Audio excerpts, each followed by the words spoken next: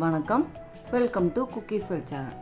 இன்றைக்கி cookies well சேனலில் தக்காளி குருமா எப்படி செய்யலான்னு பார்க்கலாம். வாங்க வீடியோக்குள்ளே போகலாம். நான் 1/4 கிலோ தக்காளி எடுத்துக்கிறேன். அதை தண்ணியில் போட்டு வேக வச்சுக்கிறேன்.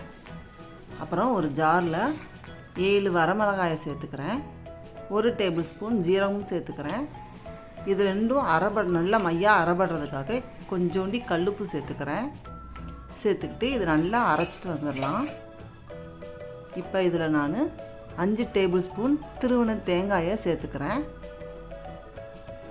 இல்லை நீங்கள் இதை வரமிளகாயும் ஜீரகத்தையும் நல்லா மையாக தனியாக அரைச்சிட்டு தேங்காய் பால் எடுத்து தனியாக சேர்த்து அந்த மாதிரியும் செய்யலாங்க. நான் எல்லாமே ஒன்றாவே அரைச்சிக்கிறேன். இப்போ நல்லா மையாக அரைச்சிட்டு வந்தாச்சு.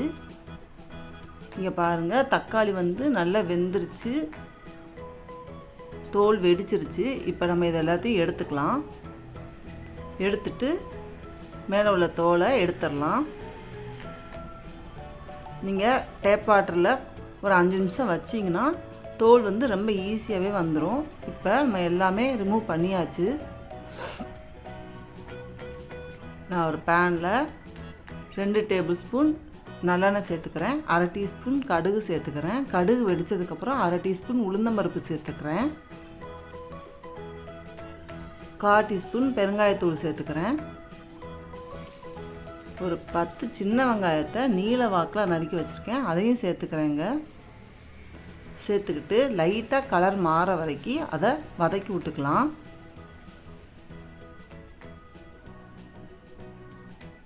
நான் தக்காளியை கட் பண்ணி வச்சுருக்கேன், அதை சேர்த்துக்கிறேன்.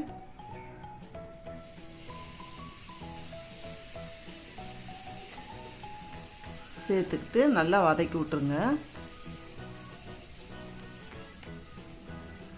தக்காளி கொஞ்ச நேரம் வதங்கட்டும்.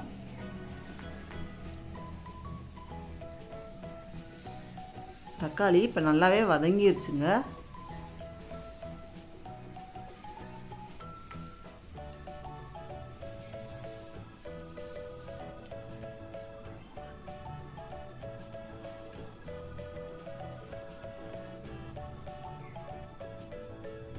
நான் இப்போ இதில் அரைச்ச பேஸ்ட்டை சேர்த்துக்கிறேன்.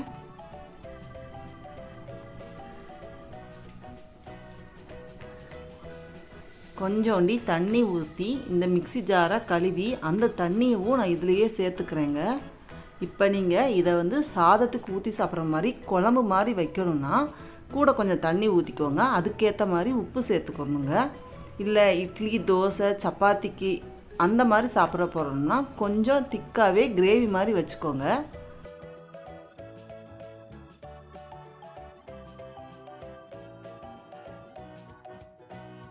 இப்போ நான் இதுக்கு தேவையான உப்பை சேர்த்துக்கிறேன். 1/4 டீஸ்பூன் மஞ்சப்பொடி சேர்த்துக்கிறேன். நல்லா கொதிக்கட்டும்.